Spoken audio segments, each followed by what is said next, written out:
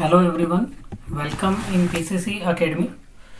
Discrete mathematics पढ़ने की series में ये हमारा नेक्स्ट वीडियो लेक्चर है। इससे पहले हमने इस पीछे वाले वीडियो लेक्चर में हमने कंडीशनल स्टेटमेंट स्टार्ट किया था और उसमें आपको मैंने बताया था कंडीशनल स्टेटमेंट क्या होता है। इसको हम इफ़ पी देन क्यू से लिखते हैं और डोनेट करते हैं पी इम्प्लाइज क्यू। ये आपको मैंने बता दिया था। इसका result P implies Q is false only when P is true, ये आपको मैंने बता दिया था। उसके बाद में भी मैंने आपको आगे बताया था इसकी ट्रुथ टेबल में भी आपको याद हो, आपने अगर वीडियो लेक्चर देखा हो तो आपको मैंने क्या बताया था। आपको मैंने बताया था कि ये कैसे ट्रुथ टेबल आप निकालते हो। जैसे ये हमारा क्या होता है, ये हमारा प्रीमाइस होता है, ठीक है। P का मतलब है प्रीमाइस होता है, ये देखिए यहाँ पे लिखा हुआ भी है। और Q का मतलब क्या होता है, कंक्लूजन होता है। अगर हमारा कंक्लूजन क्या है, ट्रू है। जैसे यहाँ पर क्या है, ट्रू है। कंक्लूजन यहाँ पर क्या है, ट्रू है। तो प्रीमाइसेस को चेक करने की आपको जरूरत नहीं है, आउटपुट ट्रू ही आएगा। ये देखिए ट्रू ही आएगा, ये आपको मैंने बता दिया था, ठीक है। ये आपको बता दिया था। लेकिन अगर आपका कंक्लूजन फॉल्स है, देखिए कंक्लूजन फॉल्स है तो आपको प्रीमाइसेस को चेक करना पड़ेगा, या मतलब इसको चेक करना पड़ेगा कि वो ट्रू है या फॉल्स। अगर प्रीमाइसेस फॉल्स है, जैसे यहाँ पर ये फॉल्स है प्रीमाइसेस, तो रिजल्ट आपका ट्रू आएगा। और प्रीमाइसेस फॉल्स है और ये प्रीमाइसेस ट्रू है तो रिजल्ट फॉल्स आएगा। ये आपको मैंने कंडीशन भी, आई होप आपको याद होगा, मैंने आपको बता दिया था। उसके बाद में कुछ अपन ने एग्जाम्पल भी किया था। जैसे अपन ने किया था राम लर्न डिस्ट्रिक्ट मैथमेटिक्स, इसके कुछ आपको मैंने मेथड्स बताए थे। आज हम आपको यही एग्जांपल लेकर के मैं आपको बताऊंगा कि ये जो P इम्प्लाइज Q है, इसको कितने तरीकों से हम लिख सकते हैं। मतलब इस P इम्प्लाइज Q को हम कितने तरीकों से रिप्रेजेंट कर सकते हैं। और एक एग्जाम्पल, हम यही एग्जाम्पल लेते हैं ताकि आपको चीज़ें क्लियर हो। तो मैं पहले लिख देता हूँ P इम्प्लाइज Q को हम कितने तरीके से लिख सकते हैं। तो हम इसकी करते हैं कॉपी, P इम्प्लाइज Q की अपन कॉपी कर लेते हैं। इसको रिप्रेजेंट करने के तरीके मैं आपको बता रहा हूँ। किसको, P इम्प्लाइज Q को रिप्रेजेंट करने के तरीके मैं आपको बता रहा हूँ कि कितने प्रकार से आप इसको लिख सकते हैं। तो देखिए इसको करते हैं कॉपी और यहाँ लाते हैं। इसको मैं कैसे कैसे लिख सकता हूँ, क्यों P इम्प्लाइज Q को मैं कितने प्रकार से लिख सकता हूँ, ये मैं आपको बताना चाह रहा हूँ। तो मैं यहाँ लिख देता हूँ पहले, फिर आपको मैं एग्जांपल बताऊँगा आप इसको कैसे कैसे रिप्रेजेंट कर सकते हो। नंबरिंग लगा के लिख लेता हूँ ताकि आपको, नंबरिंग वैसे ज़रूरी नहीं है लेकिन फिर भी लगा लेते हैं। इफ़ P देन Q, ये लिख सकते हैं। और क्या लिख सकते हैं, इफ़ इम्प्लाइज Q, ये लिख सकते हैं। If P implies Q, if P implies Q, ये लिखेंगे। नेक्स्ट अपन लिख सकते हैं P ओनली इफ Q, ऐसे भी लिख सकते हैं। आपको पेपर में कोई भी स्टेटमेंट मिल सकता है। P is sufficient for Q, ये लिख सकते हैं। Q इफ P लिख सकते हैं। Q when P भी लिख सकते हैं। और Q follows from P भी लिख सकते हैं। और क्या लिख सकते हैं, और अपन लिख सकते हैं Q whenever P लिख सकते हैं। 9 नंबर पे if P, Q भी लिख सकते हैं। ये रिप्रेजेंट करने के तरीके हैं। Q is necessary for P भी लिख सकते हैं। Q is necessary for P। उसके बाद में Q अनलेस, ये स्टेटमेंट ज़्यादा आता है। नेगेशन ऑफ P भी आप इसको लिख सकते हैं। A sufficient condition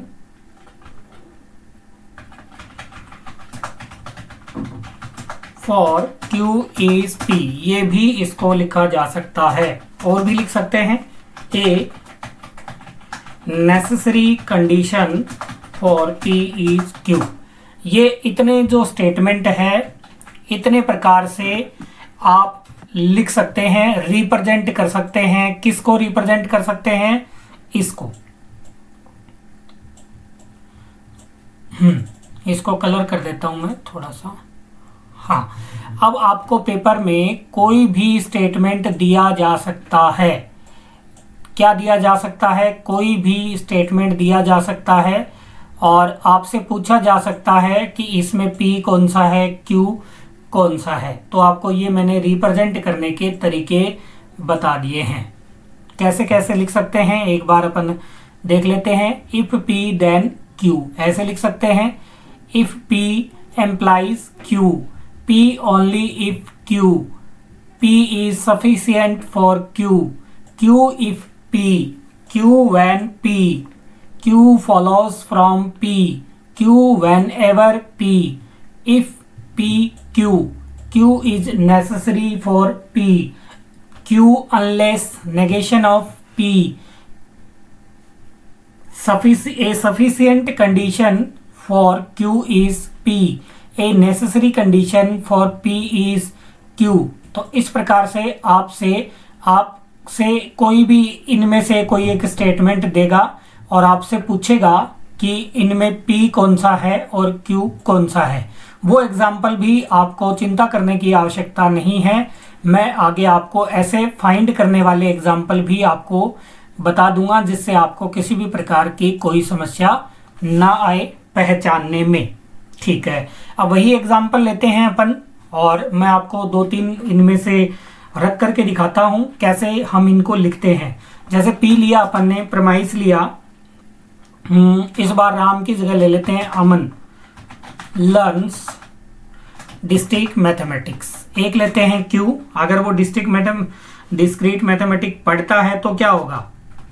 Aman will find a good job. यही एग्जाम्पल था अपना। तो इसी एग्जाम्पल को लेकर के अपन चलते हैं। अगर हमें लिखना हो, अब हमें क्या लिखना हो? अब हमें लिखना हो P implies Q। अब हमें क्या लिखना हो? P implies Q। तो वो हम कैसे लिखेंगे? तो देखिए कैसे लिखेंगे अपन। वो अपन कैसे लिखेंगे वो मैं आपको बता रहा हूं। यहाँ चलो कट कर देता हूँ। P implies Q कैसे लिखेंगे मैं एक बार नॉर्मल आपको लिख करके दिखा रहा हूं। इफ नॉर्मल तो इफ है, अमन है, Aman learns discrete mathematics then he will लगा दीजिए या देन अमन लिख दीजिए, कोई दिक्कत नहीं है। ही will find a good job. तो ये तो अपना हो गया नॉर्मल। अब मान लेते हैं कि ये हमारा स्टेटमेंट क्या है? ट्रू है। और ये Aman will find a good job, ये भी हमारा स्टेटमेंट ट्रू है। तो आपको मैंने बताया है ट्रुथ टेबल कैसे बनाते हैं। ट्रुथ टेबल शायद आपको आती होगी। मैं यहाँ पर छोटी सी ट्रुथ टेबल भी बना देता हूँ ताकि हम ये निकाल पाए। निकालते हैं। मैंने लिखा P Q और P एम्प्लाइज Q। स्टूडेंट कई बुक्स में आपको P implies Q, P implies Q ऐसे दिखेगा। कईयों में आपको डबल एरो भी दिख सकता है, तो वो आपको घबराना नहीं है, एक ही बात है। ठीक है, अब इसके ट्रुथ टेबल कैसे बनाते हैं आपको मैंने पीछे वाले वीडियो लेक्चर में बताया है। ये फॉल्स है, ये फॉल्स है, ये फॉल्स है, ये ट्रू है, ये ट्रू है, ये फॉल्स है, ये ट्रू है, ये भी ट्रू है। तो ये चार अपनी क्या होगी? कंडीशन होगी। ये देखिए, तो आपको मैंने बताया है अगर हमारा कंक्लूजन ट्रू है, देखिए यहाँ ट्रू है, कंक्लूजन देखिए यहाँ ट्रू है और यहाँ ट्रू है, तो हमें प्रमाइस को चेक करने की जरूरत नहीं है। आउटपुट क्या आएगा? ट्रू ही आने वाला है। तो सीधा क्या लिख दीजिए? ट्रू लिख दीजिए। उसके बाद में आपको मैंने कहा था अगर कंक्लूजन फॉल्स है, देखिए कंक्लूजन इसमें फॉल्स है और इसमें फॉल्स है, तो आपको प्रमाइस चेक करना पड़ेगा। अगर प्रमाइस आपका फॉल्स है, जैसे प्रमाइस यहाँ पे फॉल्स है, तो आपका आउटपुट क्या आएगा? आउटपुट आएगा ट्रू। और प्रमाइस अगर ट्रू है तो आपका आउटपुट क्या आएगा, फॉल्स। अब देखिए यहाँ पे अपना प्रमाइस क्या है, प्रमाइस है ट्रू और आपका कंक्लूजन भी क्या है, ट्रू। तो ट्रू ट्रू के देख लिए, ट्रू ट्रू के लिए देखिए आपका स्टेटमेंट भी क्या होगा, ट्रू होगा। तो अपन कह सकते हैं ये क्या है, ट्रू है। समझ में आया होगा आपको। तो इस प्रकार से ट्रू हो गया। अब हम मान लेते हैं कि ये अपना नेक्स्ट निकालते हैं, इसको हटाते हैं। हाँ, अब अपना ये जो है ये तो ट्रू है, लेकिन इसको थोड़ा इधर करते हैं, यहाँ लिख देते हैं। ये तो ट्रू है लेकिन ये आपका क्या है, ये आपका फॉल्स है। तब क्या होगा, अगर हमारा कंक्लूजन ट्रू है तो ट्रू फॉल्स के लिए देख लीजिए, प्रमाइस ट्रू है और जो कंक्लूजन है वो फॉल्स है, तो आउटपुट आपका क्या आएगा, फॉल्स आएगा। मतलब ये इसका आउटपुट क्या आएगा, फॉल्स आएगा। मैं आपको अलग अलग कंडीशन में रख के दिखा रहा हूँ, ठीक है। नेक्स्ट करते हैं। उसके बाद में अपना मान लेते हैं कि ये ट्रू है, क्या, ये वाला कंक्लूजन जो है वो ट्रू है। कंक्लूजन क्या है, कंक्लूजन ट्रू है। अगर आपका कंक्लूजन ट्रू है तो आपको प्रमाइस को चेक करने की जरूरत नहीं है। अगर वो ट्रू हो फॉल्स हो उससे हमें कोई मतलब नहीं है, हमारा आउटपुट क्या आने वाला है, ट्रू ही आने वाला है। ये आपको मैंने बात पहले ही बता रखी है। तो आपको कंडीशन चेक करनी आ गई होगी, ठीक है। अब हम इन स्टेटमेंट में से कोई स्टेटमेंट लेते हैं और चेक करते हैं कितने तरीकों से हम इसको लिख सकते हैं। पहले अपन लिख करके देखते हैं, P ओनली इफ Q, ये वाला स्टेटमेंट है। इसमें अपने वाले स्टेटमेंट को लिख करके चेक करवाता हूँ मैं आपको। तो अपन क्या लिखेंगे, अमन, अमन, P क्या है, P वाली ये लाइन है, अमन लर्न्स, अमन लर्न डिस्क्रीट मैथमेटिक्स, DM लिख देता हूँ ना। ओनली इफ, अब Q क्या है, ओनली इफ ही विल या Aman will find a good job. अब आपको समझ में आ गया होगा कि सर यदि अब मान लीजिए आपको ये स्टेटमेंट पेपर में मिलता है और आपसे कहा जाता है कि इसमें फाइंड कीजिए क्या, P और Q, यानी कि इम्प्लाइज और आपका कंक्लूजन, तो आप आसानी से फाइंड कर देंगे। क्यों, क्योंकि अपन ने क्या लगाया, P ओनली, ये देखिए ओनली स्टेटमेंट लगा है, तो आपको ये ध्यान रखना है। P only if Q, only if लगा हुआ है देखिए, तो इससे पहले वाला क्या बन गया, इससे पहले वाला आपका बन गया P और इसके बाद वाला क्या बन गया, इसके बाद वाला बन गया Q। सिंपल हो गया। तो आपके समझ में आया किस प्रकार से अपन रिप्रेजेंट कर सकते हैं। तो ये आपको मैंने एक बता दिया है। चलिए एक और मैं आपको बता देता हूँ ताकि आपको थोड़ी आसानी हो। हम ले लेते हैं क्यू अनलेस वाला, ये चलो ये और बता देता हूँ, Q unless negation of P। तो कैसे लिखेंगे इसको, ये मैं लिख करके आपको बता रहा हूँ। अमन है ना अपना, विल फाइंड, क्यों लिख रहे हैं अपन पहले, क्योंकि देखिए ध्यान दीजिए, ध्यान देंगे तो समझ में आएगा। क्यू पहले है इसमें, तो क्यू में क्या है, Aman will find a good job, Aman will find a good job. Unless, अब क्या लगाना है, अनलेस। अब देखो नेगेशन है, नेगेशन अपन पीछे पढ़ चुके हैं, ट्रू का फॉल्स, फॉल्स का ट्रू, नेगेशन पढ़ चुके हैं। अगर आपने वो वीडियो लेक्चर नहीं देखा है तो प्लीज़ जाके पहले वो वीडियो लेक्चर आप देख करके आइए जिसमें मैंने नेगेशन बताया है, पहले वीडियो लेक्चर में ही बताया है मैंने। अनलेस नेगेशन है, अमन डजंट आएगा नेगेशन में, या डज नॉट लिख दीजिए, डजंट होता है, लर्न डिस्क्रीट मैथमेटिक्स। तो आपके समझ में आया। तो इस प्रकार से अनलेस के द्वारा भी अपन यूज कर सकते हैं। अब इसमें आप सोचिए, मैं इसको बना रहा हूँ तो इसको भी आसानी से लिख सकते हैं, कोई इश्यू नहीं है। तो लिख के देखते हैं। पहले देखिए क्यू है, तो आपको ध्यान रखना है पहले क्यू है कि P है।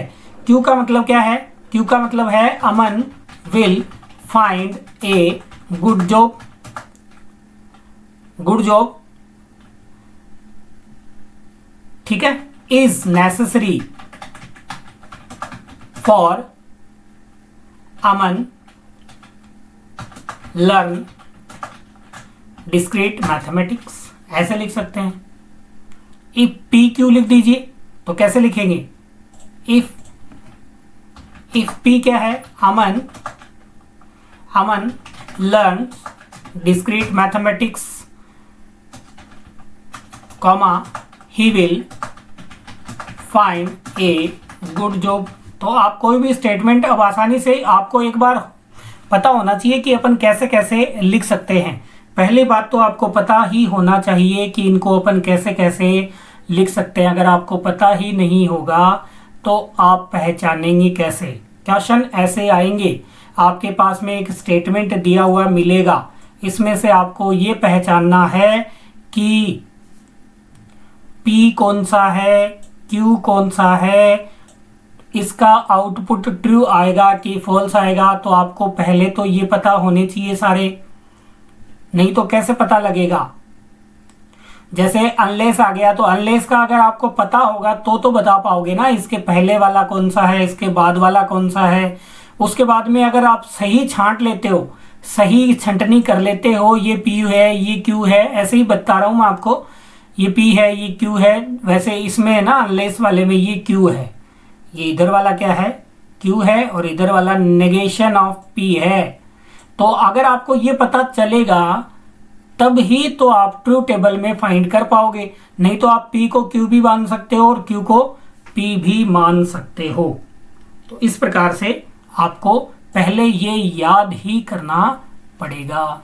याद करोगे तो आपके थोड़ा सा इजी रहेगा, नहीं याद होगा तो आप अपोजिट भी कर सकते हो, ठीक है। अगर अब बताता हूं, अगर आपको ये जो ये वाला है, ये वाला, इसको मैं नए पेज पे लेता हूं, इसको लॉजिकल कनेक्टिव्स के थ्रू लिखते हैं। इसको अपन लॉजिकल कनेक्टिव्स के थ्रू लिखते हैं। किसके थ्रू? Logical connectives.